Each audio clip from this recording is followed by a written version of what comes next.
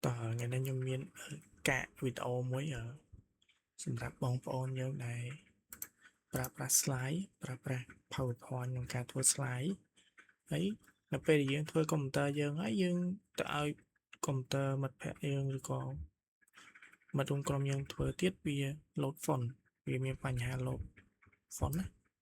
អញ្ចឹងដំណោះស្រាយនឹងការកុំឲ្យវា load font ហ្នឹងគឺយើងចូលទៅកាន់ file ហើយយើងយកមើលពាក្យ option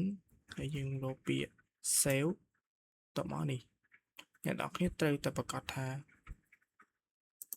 embed នេះ embed font in default ហ្នឹងអញ្ចឹងយើងគ្រីសមកមែនអាក្រោមយើងយកលើអញ្ចឹងតែប៉ុណ្ណឹងវាកុំព្យូទ័រណាក៏បើកចេញដែរមានន័យថាទោះកុំព្យូទ័រអ្នកផ្សេងគាត់អត់មាន font ក៏នៅបើកចេញដែរឧទាហរណ៍ថាខ្ញុំអត់មាន font នេះទេប៉ុន្តែនៅពេលដែលកុំព្យូទ័រអ្នកផ្សេងមានថាគេផ្ញើមកខ្ញុំអត់មាន font ហ្នឹងណាប៉ុន្តែគេបើកអាហ្នឹងតើខ្ញុំចុចលើហ្នឹងបានវា load ទៅ font load ហ្នឹងតែបើខ្ញុំអត់ចុចអត់ប៉ះពាល់វាទេ font វានៅតែដែរមានថាគេធ្វើបែបណាមកបែបហ្នឹងអញ្ចឹងដំណោះស្រាយគឺមានតែប៉ុណ្្នឹងឯង